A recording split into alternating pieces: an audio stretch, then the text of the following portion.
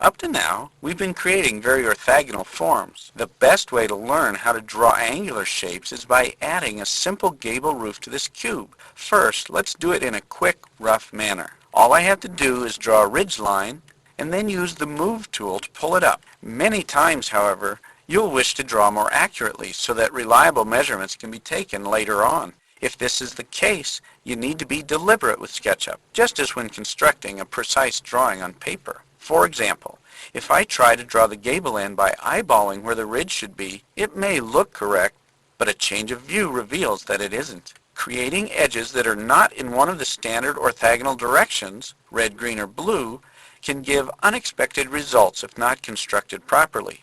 Fortunately, SketchUp offers many easy ways to do so.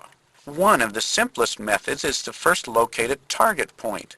While drawing lines, I will simply touch the midpoint of this segment, and as I move up in the blue axis, the midpoint is used for alignment. As I create the sloped edges, SketchUp fills in the closed shape. You can think of this as adding skin to the wireframe. Whenever a closed boundary is created where all edges lie in the same plane, the surface is filled automatically. This is a key feature of SketchUp. Notice that there are now two surfaces on the gable ends. Using the Erase tool, I can combine or heal any coplanar surfaces into one. I can simply click on it to erase.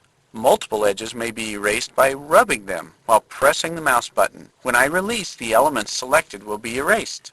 Removing these edges caused the attached faces to be destroyed since there is no longer a closed boundary to define those faces. Another method uses the tape measure tool to create a dashed construction line.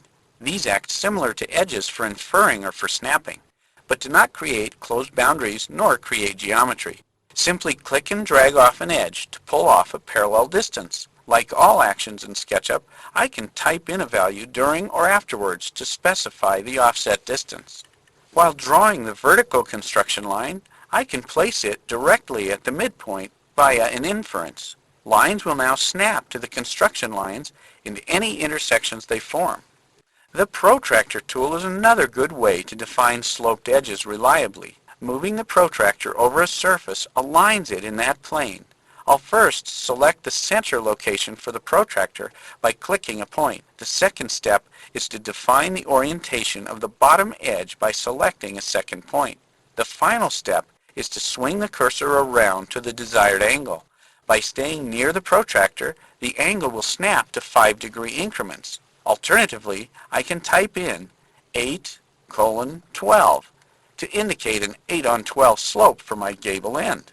Now I can draw in the sloping edge while inferring up from the midpoint of the base edge in the blue direction. Yet another method allows you to draw a form in elevation. I can use the Push-Pull tool to push this face back.